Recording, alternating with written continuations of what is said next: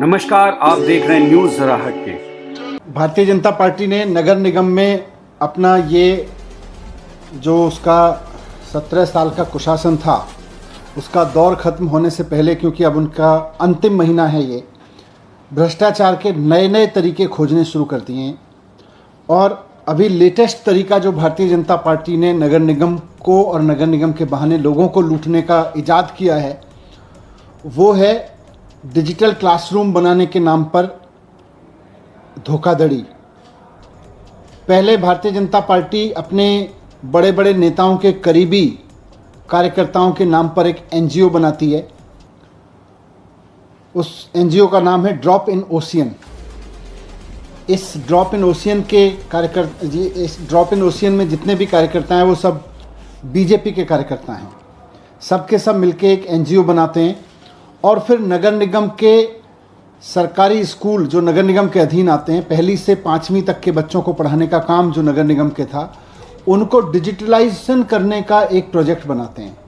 नगर निगम के स्कूलों को डिजिटलाइज करने के प्रोजेक्ट के नाम पर भारतीय जनता पार्टी का नगर निगम अपने ही कार्यकर्ताओं के एनजीओ ड्रॉप इन ओशियन को एमओयू करता है उसके साथ में।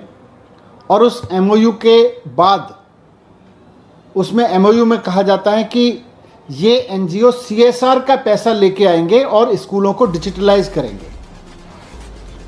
अब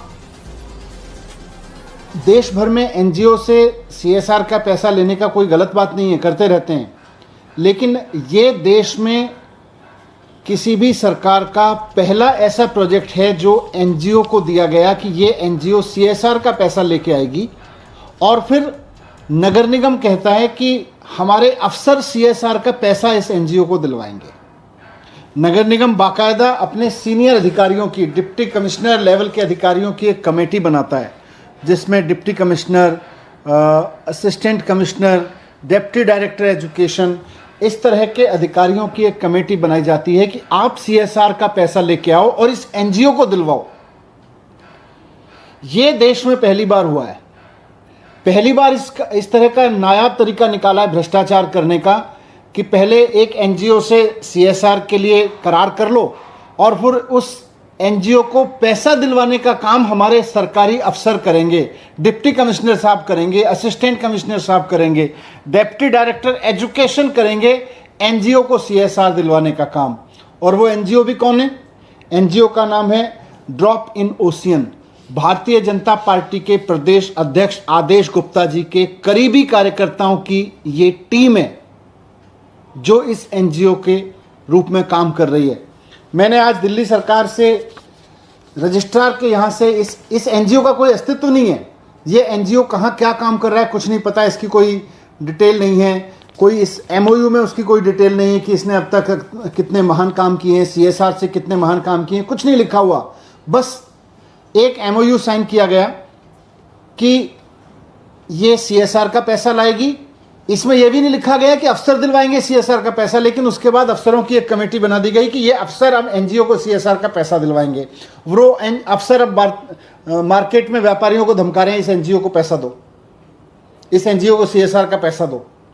तो उस एनजीओ को सीएसआर का पैसा दिलाने के लिए एक एमओयू भारतीय जनता पार्टी करती है अपने ही कार्यकर्ताओं के।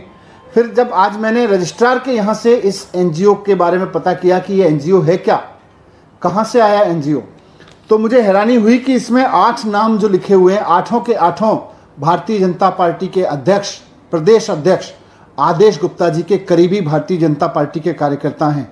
विनोद कुमार जी, संजय ग्रोवर जी, इंदु शर्मा जी, ग्रीश मोहन बाकरी जी, अश्विनी शर्मा जी, सतपाल सिंह जी, रमेश चंद्र जी, सिमी पाठक जी, ये सब के सब भारतीय जनता पार्टी के कार्यकर्ता हैं। आदेश गुप्ता जी के एकदम नज़दीकी, उनकी खास टीम के हिस्से हैं। और ये सब के सब के लिए एनजीओ बना के अब दिल्ली नगर निगम अपने अफसरों से उगाही करवा रहा है कि इनके एनजीओ को सीएसआर का पैसा दिया जाए, वो भी स्कूलों के स्मार्ट बोर्ड लगाने के नाम पर, वो भी कि ये सीएसआर का इनको पैसा दो।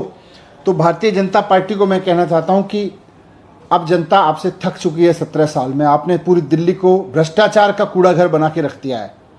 अब बस करिए, आपके अब 17-18 दिन का शासन है, इसके बाद जल्दी से चुनाव करवाइए। नए नगर निगम का कानून आपने पास कर दिया है और जनता आपको यहाँ से पूरी तरह से विदा करने को तैयार है, क्योंकि जिस तरह के भ्रष्टाचार के नए नए तरीके आप इजाद कर रहे हो उससे जनता अब आजिज आ चुकी है।